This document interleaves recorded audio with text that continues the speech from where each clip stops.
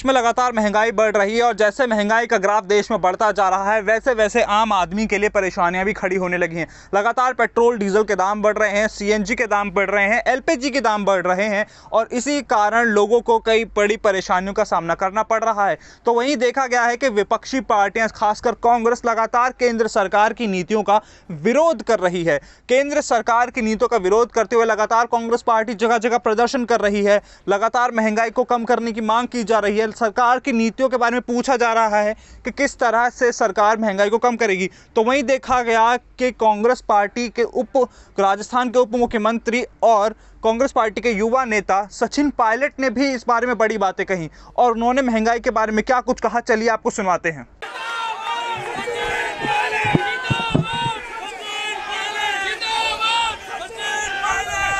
PCC के अध्यक्ष गोविंद डोटासरा जी, वैसे अभी मोहन प्रकाश जी और प्रताप सिंह जी का मैं भाषण सुना और मुझे लगा इन दोनों के भाषण के बाद हम में से किसी को बोलने की ज़रूरत है नहीं। जो कुछ बोलना कहना था वो प्रताप सिंह जी ने बड़े जोश से, विस्तार से और आदरणीय मोहन प्रकाश जी ने आपको बोला। लेकिन डोटासरा जी की अध्यक्षता में आज प्रदेश कांग्रेस कमेटी का ये धरना हो रहा है। तमाम मंत्रीगण मौजूद हैं, पार्टी के सब पदाधिकारी मौजूद हैं और आप सब मौजूद हो। साथियों, हम पिछले 7 दिन से देख रहे हैं कांग्रेस ने जो आह्वान किया था महंगाई के खिलाफ, और आज हम लोग विशेष रूप से पेट्रोल डीजल गैस की चर्चा हम लोग कर रहे हैं। सब वक्ताओं ने अपनी बात को रखा। मुझे लगता है कि ये ऐसी चीज़ें हैं जिसके बारे में हर गृहिणी, हर घर, हर वर्ग, गांव, शहर, देश प्रदेश के लोग जानते हैं, समझते हैं। लेकिन जो बात समझाने वाली है, जिसके लिए मैं समझता हूं अखिल भारतीय कांग्रेस कमेटी प्रयासरत है कि ये जो लगातार आर्थिक आतंक हम पे छोड़ा जा रहा है, ये मात्र बढ़ी हुई कीमत नहीं है। बढ़ी हुई कीमतों के कारण बताते हैं कि अंतर्राष्ट्रीय में बाजार में दाम बढ़ गए, यूक्रेन रूस का युद्ध हो रहा है।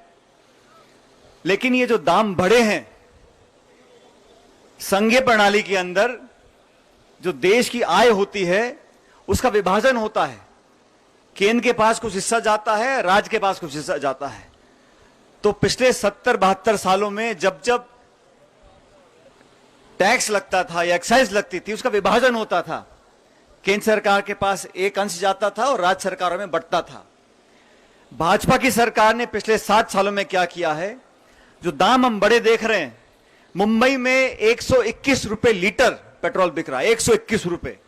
ये जो दाम बढ़े हैं इसमें अधिकांश सेस डाला है सरकार ने, सेस, और वो सेस का पूरा पैसा केंद्र की सरकार की जेब में जा रहा है। 1,28,000 करोड़ रुपया, मैं दोबारा बोलता हूं, 1,28,000 करोड़ रुपए सिर्फ सेस के माध्यम से पेट्रोल डीजल से सरकार ने 6 साल में कमाए हैं। बढ़े हुए दामों में जो आय हो रही है, जो इनकम हो रही है, वो राज्य सरकारों में जा नहीं रही। राज्य सरकारों का जो हिस्सा बनता है वो केंद्र सरकार दे ही नहीं रही। और सिर्फ पेट्रोल डीजल को अगर छोड़ दें, कुकिंग ऑयल हो, खाद्य सामग्री हो, फल सब्जी, फूल, दाल, चीनी, तेल, चाय पत्ती, कुछ भी हम ले लें, आसमान छू रही है।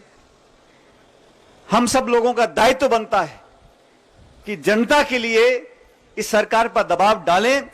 मुझे खेद है केंद्र सरकार का एक भी नुमाइंदा ऐसा नहीं है जिसने जनता के आंसू पहुंचने की कोशिश भी की हो। किसी एक प्रमुख राष्ट्र नेता ने इतना मल्लम लगाने की कोशिश की हो कि डरिएगा मत, हम कीमतों को नियंत्रण में लाने की कोशिश करेंगे।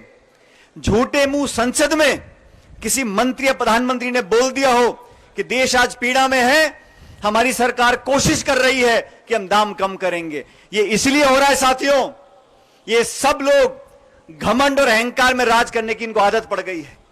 इनको मालूम है दाम कितने बढ़ जाएं, अंत में चुनाव आएगा, वो भाषण देंगे, 80 बनाम 20 की बात करेंगे, मंदिर मस्जिद की बात करेंगे, हिंदू मुसलमान की बात करेंगे, लोगों के अंदर एक भावना पैदा कर देंगे और फिर चुनाव में वोट ले लेंगे। लेकिन इस आर्थिक आतंक। तो सुना आपने सचिन पायलट को, जहां वो महंगाई के बारे में बात कर रहे हैं, और देखा भी क्यों ना जाए, देख सचिन पायलट लगातार महंगाई के बारे में राजस्थान में भी कई बार आवाज उठाते रहे हैं। सचिन पायलट युवा चेहरे हैं और कांग्रेस पार्टी को सचिन पायलट जैसे नेताओं की जरूरत भी है, जो आगे बढ़कर पार्टी के नेतृत्व में अपनी भागीदारी दिखाएं और इस तरह के मुद्दों पर सरकार को घेरने की कोशिश करें। इसी वजह से कहीं ना कहीं सचिन पायलट की भूमिका भी आगे आने वाले चुनाव में अहम मानी जा रही है। आप ऐसी तमाम बड़ी खबरों के लिए देखते रहिए SPN9 न्यूज़।